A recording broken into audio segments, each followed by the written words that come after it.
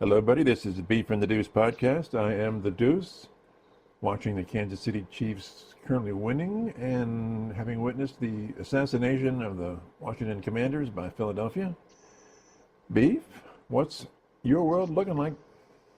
I mean, like you just said, we just witnessed a felonious assault. Yeah.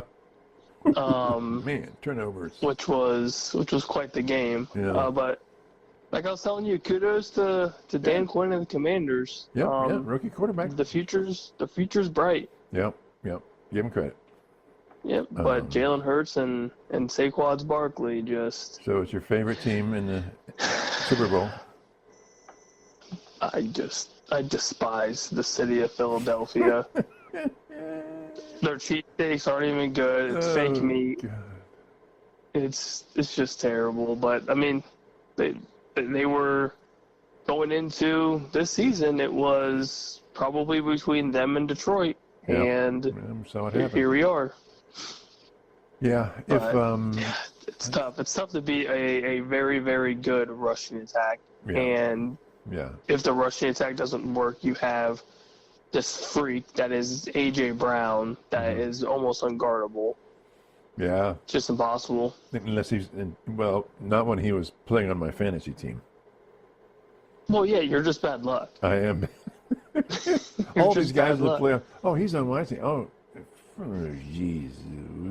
Yeah, you just don't draft them. Let everybody else have a. I do auto draft. It's all auto draft. You know me. I'm auto draft. It's just terrible. Maybe you should draft. No. Maybe it will be better. No. It'd be even worse. Yeah, probably. I've seen you draft it. It's pretty atrocious. Yeah.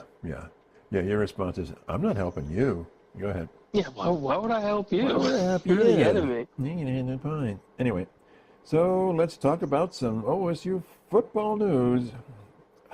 Go for it. Well, it has the celebration at the shoe was going on today. Yeah. News broke shortly after that Jim Knowles, our now former defensive coordinator, is going to Penn State. For the same position, but now is the highest paid defensive coordinator in the country. Oh, good. But I thought OSU said they were going to make him the highest paid. Exactly. Okay, well, we'll get into that, I guess, right? Well, we are diving into that as this goes forward. But, and what about the Chipster? He's looking. Yeah, so there's talks. Well, I shouldn't say talks are heating up, but on the Houston Texans and the Jacksonville Jaguars, Mr. Robert, Chip Kelly is very, very top of their list, which everyone knows after a national championship. Yeah. Your coaching staff is just going to get reamed by interviews. Yep. Or there's rumors, or there's this, or that. That's expected. Your coordinators are going to get taken away. Yes. Happen to save it all the time. Yep. So it's up to Ryan Day and the powers that it may be to keep these guys somehow, some way. And typically, after a national championship, funds are a little more out there. You can afford to give extensions, up some pay, stuff like that. Yeah. And there's talks that Ryan Day is going to get an extension, which, he definitely should. Yeah, you won a national championship. Yeah, you win the Natty, you're there. So good for Ryan Day for the future extension that is going to come about at some point. But yeah, Chip Kelly is the talks of Houston and Jacksonville, which, as stated before, expected. Yeah. But yeah, the Jim Knowles thing is just it wasn't like he took a head coaching gig. Yeah, it's a lateral move. It's a lateral move to a lesser program in the Big Ten. Yeah. From where you were. For ostensibly more money, right? Yes. So he got probably $1 million plus pay bump. It's a 3-year deal. But yeah, it's a lateral move to Penn State. Well, obviously that is all we currently know outside of the 3 years. 3.1 million, I believe, was the number. So is that three a year or just total? Oh, three a season. 3.1 a season. Wow, for a coordinator in college. Which is obviously insane. Oh, well.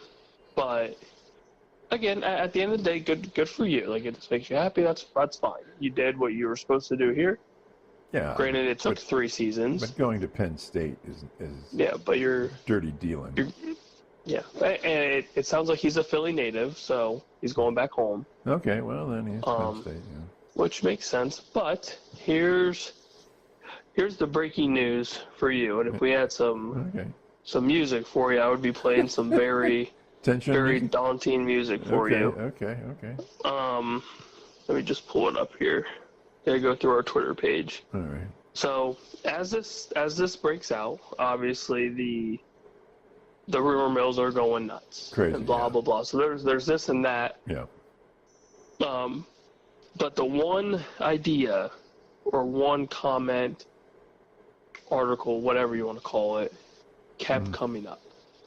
And so this is from some official Ohio State pages, and some pretty well-known podcast pages with the Buckeyes. So there are multiple sources on this one. Yes, pretty plausible. Okay. Right. So I will quote unquote this whole thing, so we don't get smacked with whatever. Yeah. Long story short, here is that a rift started between Ryan Day and Jim Knowles after the Oregon game, when the head man demanded change, which is the first Oregon game. Right. I'm told Knowles hasn't been able to get past that, which led to his ultimate departure. I'm sure the frustration of the LJ stuff and the general overall outside and inside pressure that comes with OSU just hit a head on Jim, and he seeked out the best opportunity for him that was not in Columbus. Okay, well. So the pressure got to him. Yeah, but at the end of the day, it's, it's important, but it's football. And it's a premier program. But would Day coming to him and saying, hey, we need to change things up a little? I mean, it seemed to work, right? Whatever they did worked. So yeah, whatever he changed, so what's the problem? And whatever Ryan Day told him to change worked. But he didn't like it. Yeah, he didn't like the pressure. He probably didn't like Ryan Day ultimately talking down to him. Well, he is the head coach. But he's the head coach. This is his football program, and you are his defensive coordinator. Right. He brought you in. Right. He sought you out from Oklahoma State. Yep. So I understand this is your defense. At the end of the day, this is your scheme or whatever. But the head coach doesn't like what you're throwing on the field. He can do whatever he wants. Yeah. So, and at the time, Oregon was lighting us up. Yeah. Dylan Gabriel was destroying us. There was no pressure whatsoever. Right. We didn't have a sack. Right. We didn't hardly have a pressure. No, he was out there. He had a clean jersey going in and had a clean jersey going out. And our D-backs were just getting shredded. Yes. So something was demanded, and Ryan Day has every right to say so. Well, okay. Yeah, I mean, sure he does. So I don't know, obviously, how accurate this is, but it makes a lot of sense. Okay. And it also makes sense as to why Jim Knowles wasn't at the celebratory, whatever you want to call it, at the shoot today. Oh, he wasn't at it today, then? He was not even there. Was Chip Kelly there? Chip was there. Okay. But when Ryan Day was doing his kudos to the coaching staff, to everyone that helped, facilitate this, he brought up Jim Knowles, saying that, the defense was, the backbone to this program, basically. Mm-hmm. And nobody on the defensive coaching staff cheered. No, not one hand clap, not one anything. So my question to you then, whether you know anything about it or not, is I wonder if these two moves were known today and admin people even before the Natty, before the game. It sounded like it was the day after he reached out to Penn State. Also, he aggressively reached out to Penn State. Yeah. Yeah, Well, I that's what it know sounds like. the D coordinator had gone from Penn State to Clemson, so there was an opening, right? There was an opening. So, okay. Which it's just crazy to me because at the end of the day, Jim Knowles ultimately took the job. He was offered the job, but he took it. Yeah. Knowing what OSU is, how big this program is, not just to the city of Columbus or to the state of Ohio, it is probably one of the most popular universities in the country. Yeah. Especially when it comes down to football. Mm-hmm. You don't think that there is just added pressure if your defense absolutely sucks year 1 and year 2? Well, yeah, but then he made. See, I don't see. The changes were made to have a much better defense, which was obviously the case. Mm-hmm. So why not enjoy it and move on and deal with it? I mean, I don't know. I mean, you're getting paid probably what, $2 million a year at least? Yeah, it was just over 2 something. Yeah. So, and you expect no pressure? Especially after the performance that you put up the last 2+ months of the season. Yeah, but the expectations are hella high. Yeah, but I mean, why didn't he quit last year or the year before when the defenses were sucking? Yeah, and Duke was giving him whatever he wanted at one point. Yeah, well, he probably Duke couldn't pay him much more than what he's making now, right? Yeah, I don't think Duke could have afforded him at this rate. Yeah. Not that Duke was going to do anything. Yeah. Super crazy. He might not have even wanted it, really, ultimately. Yeah. But, yeah, I mean, at the end of the day, Jim Knowles is now gone, which is, out of all the days to do it, it was today. Yeah, well. So what, I was just watching the fumble there and lost my train of thought. Yeah, it's close. Looks real close. I can't remember what I was going to say.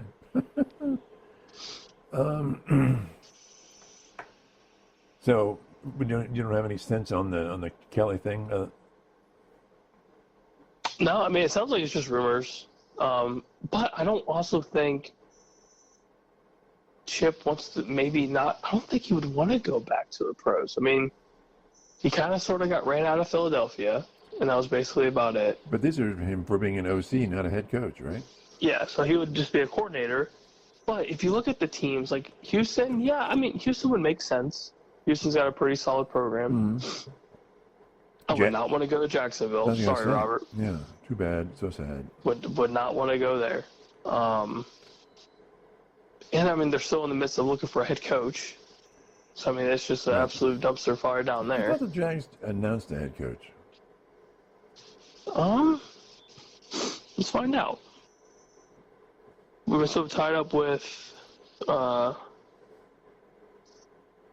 mean, as of right now, it is still.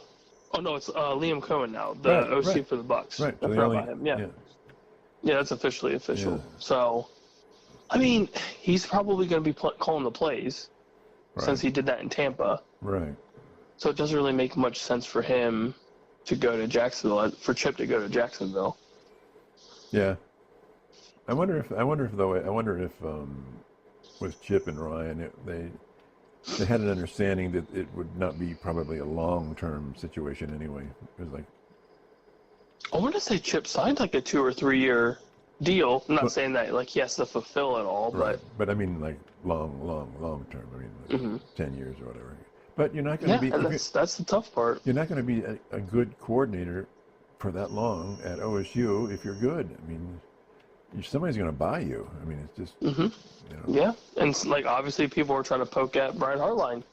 Yeah. Eventually, James Laurinaitis is going to get poked by a couple universities.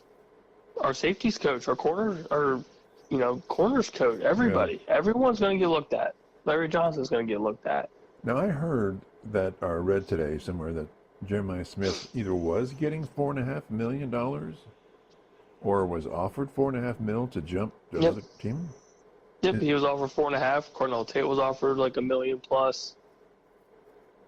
Why would you leave?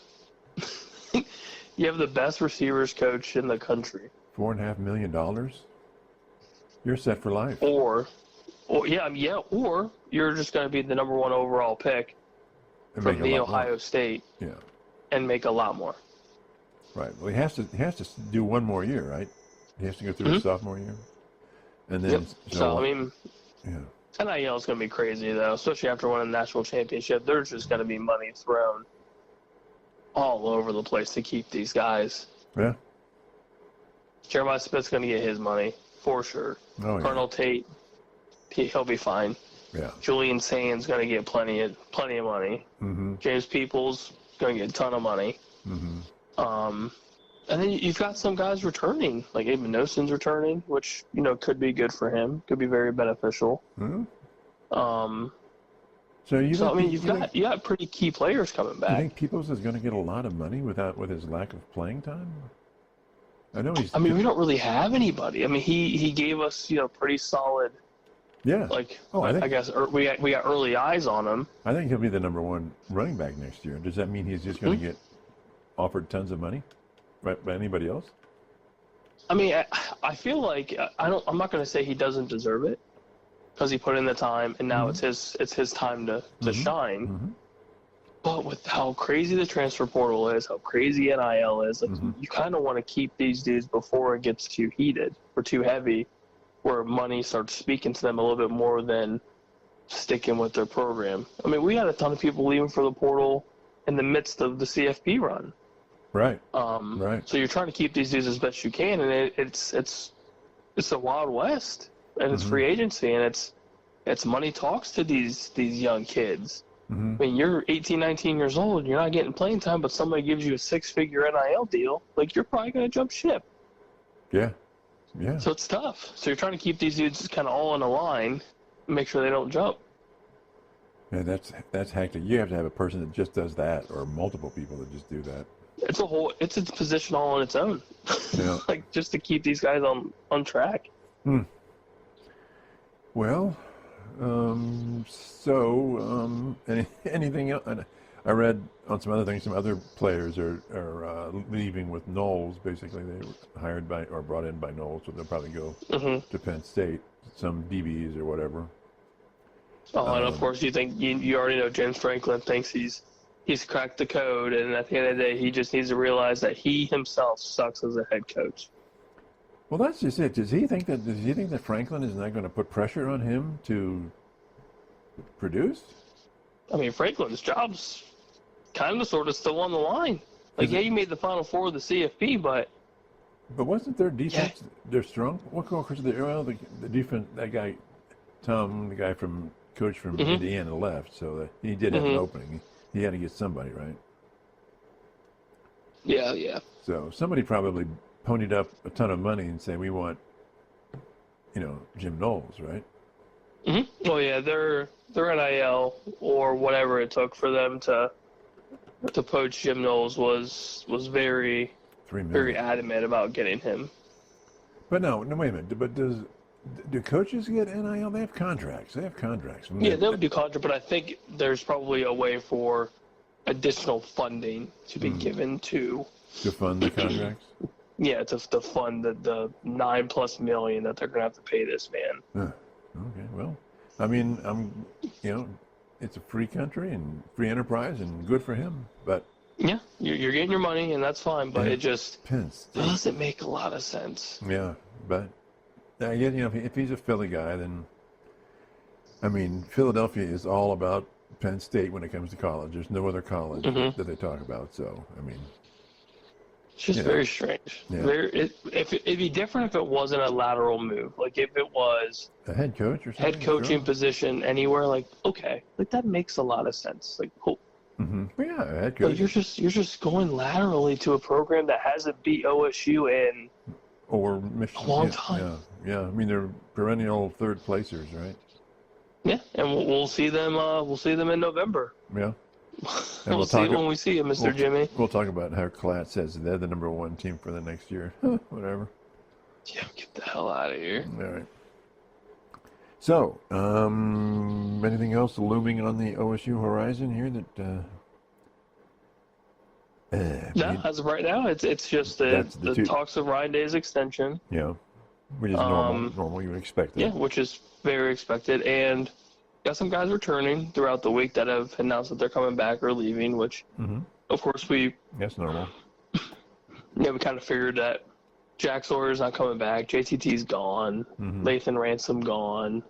Right. No, are they Travion, Quinshon. Are they juniors, though? So they haven't graduated, but they can go to the NFL, right? I think most are seniors. Most are seniors, and then a couple of juniors. All right. So most of them can't come back anyway, right? Yeah. Like Cody Simon can't come back, so he's gone. Yeah. Sawyer's a senior, right? Yeah. Jackson be a first rounder, so he's gone. Yeah.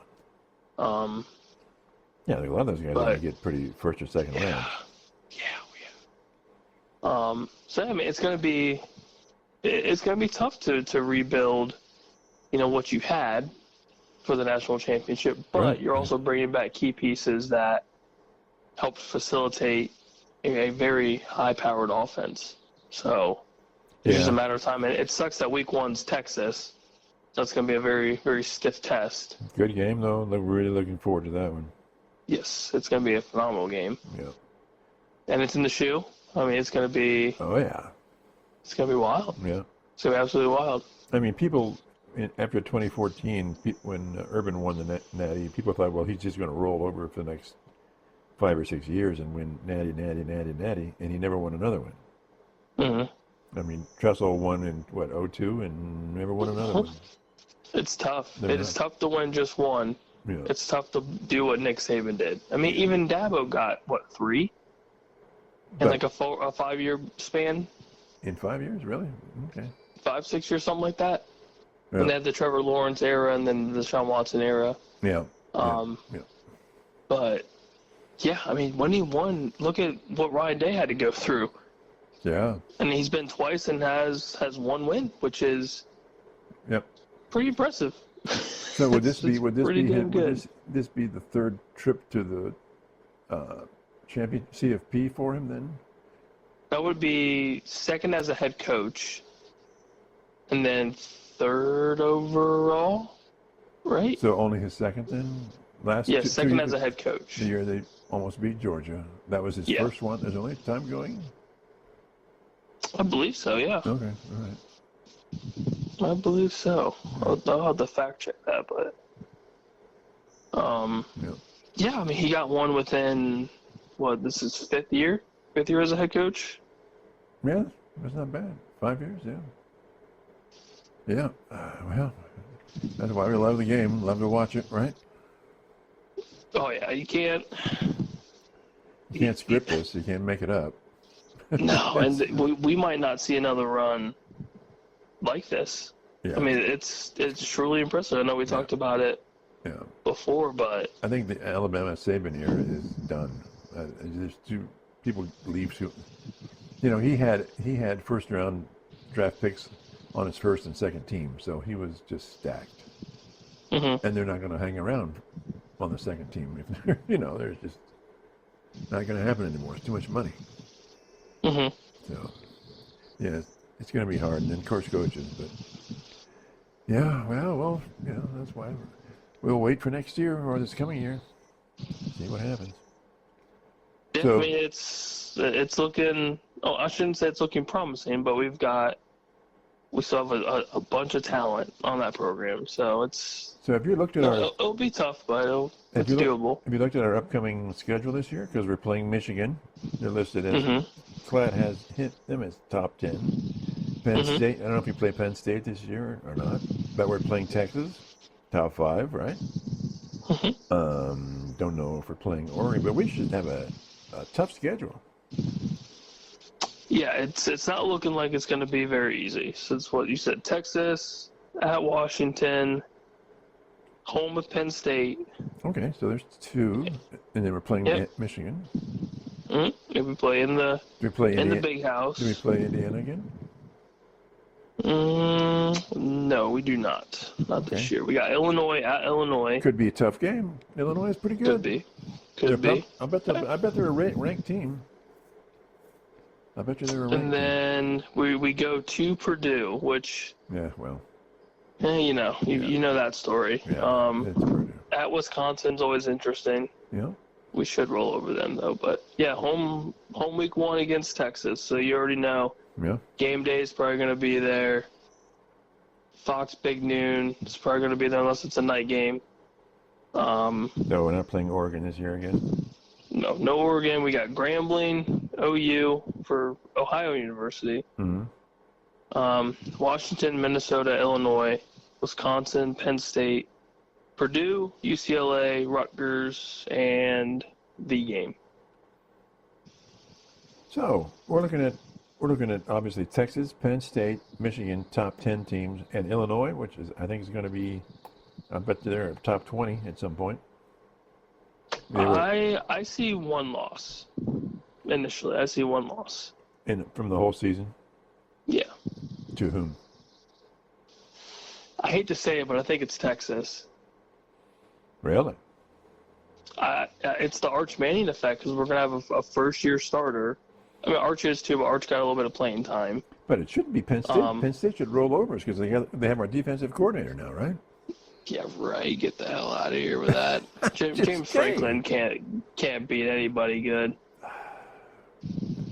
You saw what happened. You saw what happened when he faced a team that was somewhat legitimate, and he got worked.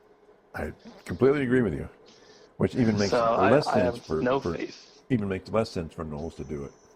Yes, I have no faith, but I can see a close loss to Texas. But yeah. I can also see the team coming out week 1, defending national champions, and prove a point. Yeah, they will. I mean, I could see both. It's just the Julian Sayin project is just so unknown. Yeah. He could come out and be the next Dwayne Haskins and just sling the hell out of the ball, and I would love every second of it. Yep. But if we're looking at it right now, at this moment, the unknown's, it's real. And, I mean, the only thing that is, Stevie Boy is still at Texas. Arch Manning has all the hype in the world. Yep. And OSU's losing a lot of dudes. Well, that happened to Michigan last year, so. Yeah. I think that's why. Yeah, look what Michigan did. Yep. Well. Trash. And I think Texas is going to be out for revenge, right? They're really motivated. Yep, I think so too. Yeah. It'll be a great game. I think overall it'll just be a solid week 1 matchup. And if you lose the first week of the season, it doesn't kill you. Right. It doesn't ruin you at all. Yep. It just kind of it sets the tone for your season. You figure out where your weak spots are, then you progress from there. So you don't think Michigan has well, for them, hopefully fix their quarterback problem and then upgrade it from last year? It's very possible.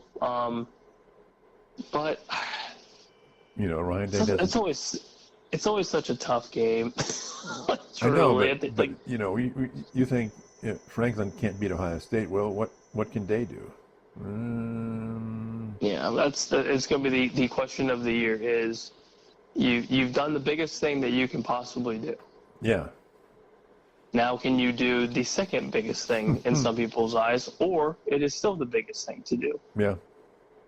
Yeah. And I think he can. It's just a matter of getting this team to where they need to be, because there's a lot of work to do, especially with running back situation, basically a whole new defense.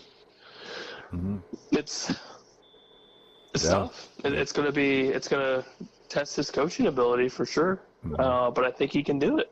I truly think now that he has done something so big, like winning a national championship, he can. I almost outside of obviously mindset is you want to do it again, but you've won a national championship. Now you can focus on finally beating Michigan after 4 years of not beating them. I feel like your focus can kind of sort of be, not that it's not always focused on beating Michigan, but it is. You've arguably done the hardest thing to do. Yeah. And that's win a national championship. Yeah, but that's only part of the equation.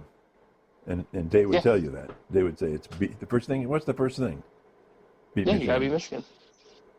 Beat Michigan. Yep. So now let's hope that the focus is now on, I need to better my Michigan record. Right. We didn't win the Big Ten last year, so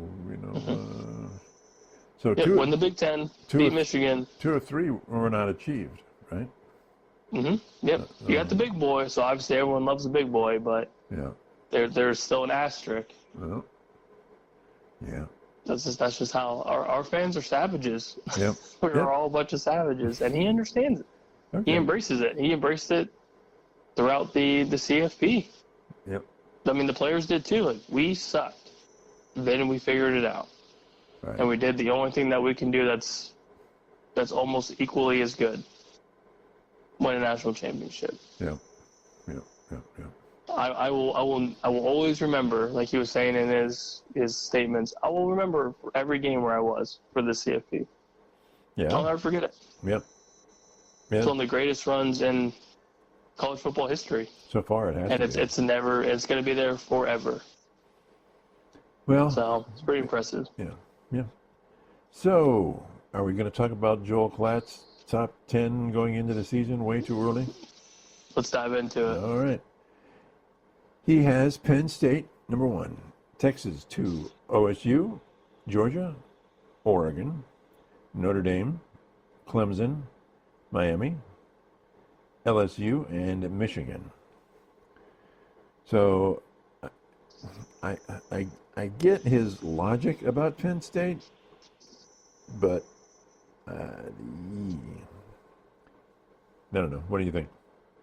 Only reason I can see it being Penn State is everyone that's returning for them. Right. I think that's his thing, is that there's a lot of the Buckeyes are leaving and a lot of the people in Penn State are staying. Yep, and Quinn Ewers has gone from Texas. Isaiah Bond's gone from Texas. So yep. You're losing key pieces for Texas too. Yeah. OSU, obviously, as we just talked about, there's a lot of unknown. All you know is that if you can keep Chip Kelly and you obviously have Ryan Day as the head coach, there's a lot that you can do. So is Aller coming back for Penn State? Mm-hmm. Okay. Yep, and both their running backs. Okay, well, what about receivers, though? Well, they came and completed a pass to a receiver. So who cares? Well, I'm sorry. You're not going to win a national championship if you can't pass. No. And that is going to be Drew Aller's big thing, and for whoever their coordinator is going to be. You need to get some receivers. Right. So you need a game plan to feed your receivers. Yeah, I don't think that the weakness was their defense, was it? For Penn State? Yeah. No, it's just their offense is so vanilla, boring. It's it's just you have to run the ball. Yeah, and if you are down 14 plus, you can't run the ball. Yeah. I don't think Mr. Drew is gonna come back and beat whoever, especially when they're a top 5 team. Yeah. No. James Franklin can't beat top 5 teams. He's trash. Okay. All right. And it's proven. I mean, his record is absolutely atrocious. Well, things change. Things turn around, right? I mean, he's laying out $3 million for a defensive coordinator. Yeah. Good luck. Good luck, Jimmy boy. So, do you like Texas at 2? Or who do you like at number 1? It. Who do you like at number 1? I obviously don't. I don't like Penn State at 1, but I don't. I feel like as a national champion, as a defending national champion, I feel like by default you should get number 1. Until somebody brings you down, takes it away from you. You are the defending national champion. Mm-hmm. That's how I see it. Okay. So then who is 2 for you then?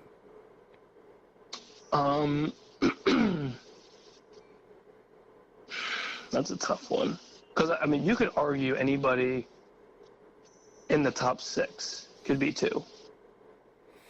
But if I would almost go, I would probably go Texas. Yeah, if Manning is everything he's supposed to be. Yeah, I would go Texas too. Yeah. I would feel fairly confident in that. They've got a good lineup. Yeah, and Arch Manning's the truth from what we've seen a little bit of. He's a little dual threat mixture of Peyton and Eli. Yep. Yep. I mean, he's got a solid arm, but he's got that running ability. Yeah. He's huge. He's a big boy. Yeah. Yep. So you agree with Penn State and then Texas at 2, right? I would go OSU 1, Texas 2. Mm-hmm. I'll give Penn State 3, just because everyone's coming back. And then everybody else, I'm okay with. So Georgia at 4, Oregon at 5, Mm-hmm. and Miami's a little interesting, but I think that's the Carson Beck effect. They somehow believe. Like, actually, I would put Miami 10 and go LSU 8, Michigan 9. Because Michigan has Bryce Underwood coming in. I'm assuming he's probably going to be day one starter. Mm-hmm. You say LSU at 8? Yeah, because you got Nussmeier who's coming back, and he's projected as a pretty high quarterback draft pick for the NFL. So and he hasn't played bad. Yeah, is Clemson returning a lot of people too? I think Klubnik's coming back. Okay, well, so that's big for them. Yeah. You still keep Dabo, and Dabo's a hell of a coach. Yeah. So what about Notre Dame's quarterback? Because I think he's a liability. That's a big question. That's a big question of who's it going to be. Yeah. Because Leonard's gone. Yeah. And whoever came in during Leonard's concussion protocol, whatever. Mm-hmm. I can't remember his name off the top of my head, but that dude was slinging. Yeah, he's pretty good. Yeah. So if he does stick around, or he's able to stick around, screw it, throw him in. Ooh. Yeah. Yeah. He was solid. But I mean, it also helps that you have Coach Freeman, who's one hell of a coach. Yeah, but again, they don't have much of a passing attack. No, they don't. But they haven't really had a quarterback who was consistent enough to have that kind of offense. Like, you had Sam Hartman a couple of years ago who started off decent and then just died off quick. Yeah. And then you have this dual threat ability with Riley Leonard, who gives you kind of an added rushing attack. Mm-hmm. And then showed some passing ability, in the national championship game, but we're also not playing press coverage. We're playing everything in front. Right. So the numbers look a little bit better than advertised. But, yeah, I mean, it's tough to figure out what Notre Dame's going to do. Mm-hmm. But they're returning a lot of studs. Like, their running attack is going to be fairly similar. I think Jeremiah Love's coming back. That's big for them. Yeah. But it's just what offensive game plan does Freeman want? Does he like the run heavy? Which, again, it benefited them and helped them all the way to the national championship, and then they ran into this freight train. Yeah. That was the Buckeyes. So it's like, do you keep it status quo? Do you try to air it out a little bit? It also depends on what their OC wants to do too. So I think it benefits them to have more of a balanced attack. So I guess we'll find out. Yeah. Okay. So why Georgia though? That kind of they did not impress. I mean, they're a good team, but Notre Dame just handled them. They handled them. And I think it's the Kirby effect. It has to be the recruiting class, and then the Kirby Smart effect. Yeah, but again, Notre Dame took them to the woodshed. They did. I mean, and again, if it's an ugly game, that typically benefits the better rushing attack team, and Notre Dame definitely had the better ground attack with Leonard and the dynamic duo in their backfield. Mm-hmm. So that helps them, and you don't have your starting quarterback as the Bulldogs didn't. Because Carson Beck's a turd, and then ends up going in the transfer portal to go hang out with his girlfriend. But it is what it is. But I think Kirby Smart's obviously a hell of a coach. The recruiting track is obviously very solid. So I'm sure they'll turn around at some point here in the offseason and be right back to where we figure they will be. All right, this is a little curveball, but where do you see Alabama? I think they are Another 3 loss? obviously outside looking in for Again? top 10, top 15. I would say, yeah. Okay. It's tough to figure out what they're going to do without Jalen Milroe. Yeah. I mean, he was their guy for the last couple of years. Mm-hmm. And that's not to say that DeBoer's not going to be able to bring in, a 4 or 5 star quarterback or hit the transfer portal and find somebody. But it's unknown. And there's a lot of people, myself included, I don't really like the unknown. I'm not a big fan. But you like chaos. So I do love chaos, but I also hate the unknown too. Okay. But I'm a weird human being. I'm not going to it is what it is. not going to get metaphysical here on you, so that's good. But I think it's more so like if you're giving me like this is what you need to decide on, I'm not going to throw them in the top 10 because I don't even know who their quarterback's going to be. Right. I have no idea who's going to be under center. Yeah. All I know is Ryan Williams, the star receiver, is returning. Yeah, and for me, might return. If this top 10, so you're generally good with this as a top 10. You would just move a few pieces around. Yeah. Team wise, I'm not hateful about. So, 3 of those teams are SEC, right? Georgia, Texas, LSU, right? Mm-hmm. So, let's assume those are all better than Alabama.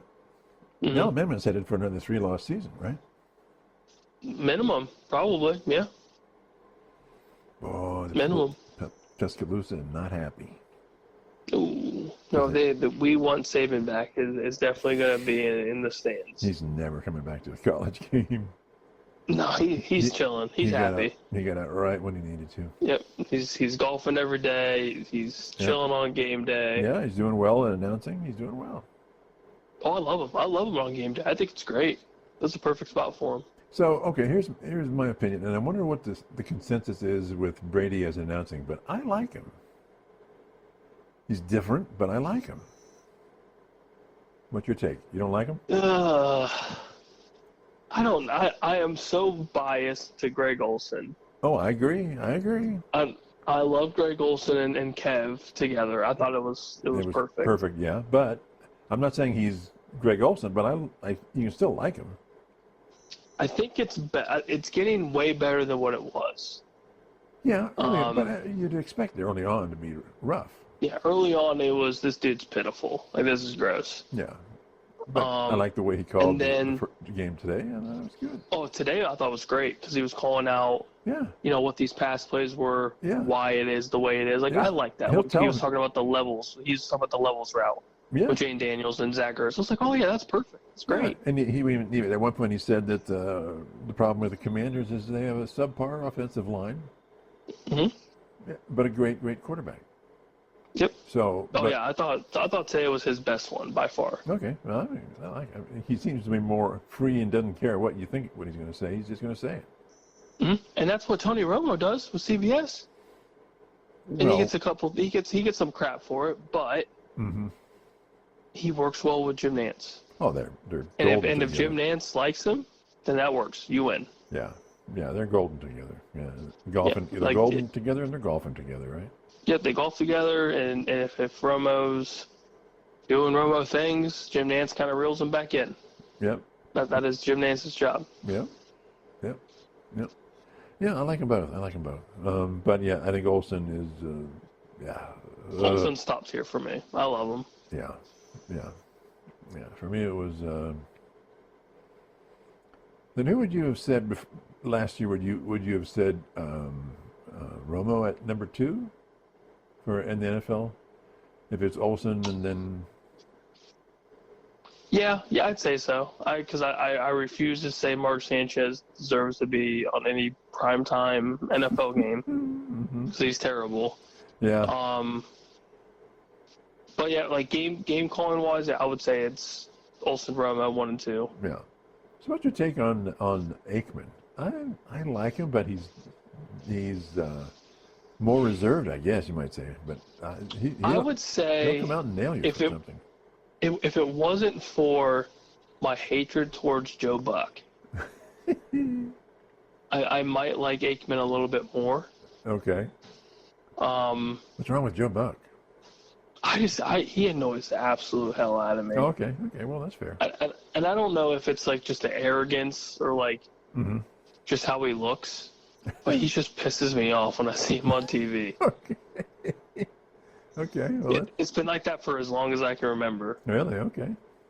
But when would it be like the World Series or something? I'd love him. Like anything baseball related, I'd love him. Really? I also don't have to see him often. Oh, okay. I can listen to him and I'm happy. So when it goes into the NFL world, I have to look at his face. Okay. And I just don't like his face. Okay. All right. But I like Aikman. I tend to forget about him because they are very strict on just Monday night for them. Yeah. That's their contract, obviously. Yeah. But I can't say I hate Aikman. I think he's fine. Yeah, he's just a little. He's like. He's just vanilla. Yeah, which is fine. Well, he wasn't born to do that job. You know what I mean? Some guys are just like, yeah, this is my job. He's a quarterback, and I do think he has good insight at times. Oh yeah, absolutely. But I think he and Joe Buck sort of. Sometimes Buck will sort of like, I think, lead him into a comment, and Aikman just won't buy it. He'll just, no, I'm not talking about that. Yeah, like, no, Joe, you suck. Yeah. Shut your mouth. Which is cool, which is fine by me. Okay. All right. So hopefully we'll know in a day or two about the Chipster, the Chip Kelly Meister. Oh, God, I hope he doesn't leave. Truly, I hope he doesn't leave. I mean, if he does, he does, and it is what it is, but I can't see it. I just don't see him leaving. Even for another OC job? No, I don't think so. But if he goes to like the NFL OC, I go, okay, that he's going to make a serious amount more money, and it's OC, but it's still a step up. It's still a move up. Not that he needs it because he's been a head coach, but if he's just looking to be an OC and call plays and having a good time, then good for it. And I would assume like he's so far into his career as a coach, coordinator. Yeah, he's in like this is kind of like the last thing for him. Yeah, like just go have fun with it. I would hope. Yeah. And then just enjoy retirement. Do you think he would? Are you getting the sense that he's under the same kind of pressure that Knowles was? I can't imagine. So I mean, I would think post Michigan game there was definitely some talk of like, get your shit together. What the hell happened? Like this offense is atrocious. Yeah. But I think after that everything was fine. I mean, look at what the offense did. It was just a reset. Which I mean, at some point every program has some sort of game where they get checked. And unfortunately it was the game where we just came flat. After the game, all the players had a meeting with just Ryan Day. Do you think that things changed for both OC and DC? I think post that meeting, Day probably went to everybody individually or just in a massive group and said, "You guys need to change something now." Yeah. I don't see any other way or for something so drastic, change-wise for both offense and defense. Yeah. To help facilitate this run outside of Ryan Day looking at everybody and be like, you need to fix this. Right. And I'm going to fix this. It could make those two positions very insecure. Right? Because it's the offensive guys talking to Ryan Day and it's the defensive guys talking to Ryan Day. And the OC and the DC aren't anywhere in the room. So, who knows? I mean, it's like, ooh, is my job secure? Exactly. Yeah. And I think that's, I mean, again, we dove into that and figured that this was probably essentially the come to Jesus moment for Ryan Day. Yeah. Like, I got to figure something out. Like, this is not good. So who's going to be the DC? Time for your predictions. Laurinaitis? I would love to see Laurinaitis' name just be kind of thrown into the hat, because I think eventually that would be pretty solid for him, I'd say. I mean, I know he's early on in this is early on. in the coaching realm, Yeah. but I think just the thought of him being in that, sort of battle for that spot would be beneficial. But my guess is safeties coach. I can't pronounce his last name. Guerreri, I believe. He's solid, and obviously the one tweet I saw was the coordinator search should take 2 phone calls, one to Caleb Downs to make sure he's okay with Guerreri, and then to Guerreri himself to see if he wants it. Yeah. Now I read some speculation on the OC side that the guy that was a co-OC a couple of years ago, then went to Boston College, and then is now looking for another job and could come back to OSU. I can't remember his name. Go for it. Do you know who I'm talking about? I can't remember his name. The face, I can see face. I can't remember name. Okay. But I am familiar with who you're talking about. So clearly you would think that he and Ryan have some sort of a relationship, right? That is pretty good. I would assume so. Because typically rumor mills are happening because something has leaked. Let me see here. I'm looking to see what was. Is it Kevin Wilson? Yeah. From 17 to 22, yeah. Yeah. I could see the dude's face. I was like, I need to figure out this name. Yeah. Yeah, I don't think I would hate it, but obviously that would be if Chippy Chip left. Yeah, well, assuming Chippy Chip leaves, who's your choice for OC? They go outside? I wouldn't mind Kevin Wilson back. But you think they're going to go outside of the program? I personally would just promote Brian Hartline. I would too. Yeah, you keep him as offensive coordinator / receivers coach.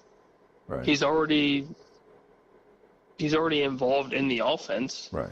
He was sort of a or whatever OC for a little while, and then that didn't quite work out. It a little bit over his head, I thought, right, a couple of years ago. So, but I think Hartline is, because I think Hartline could get bought out by somebody else too, right? I mean, 100%.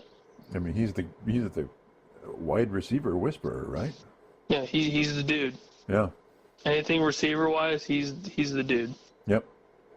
So and you can't say that we're wrong about it, because look at what he's thrown in the NFL. Yeah. I saw a stat today that with Ryan Day, even as an OC at Ohio State and now head coach,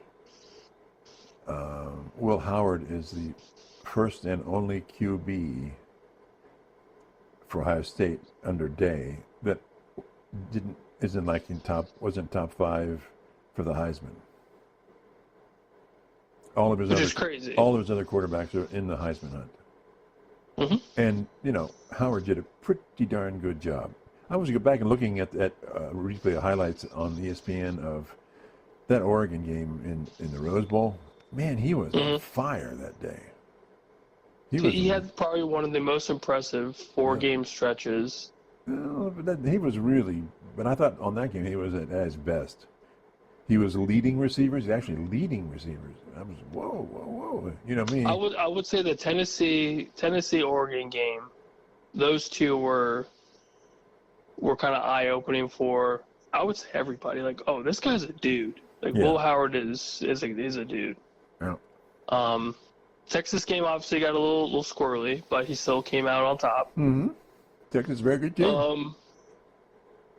And then early on in the Notre Dame game, he was composed, confident, and he started off at 9 for 9, 10 for 10. Right.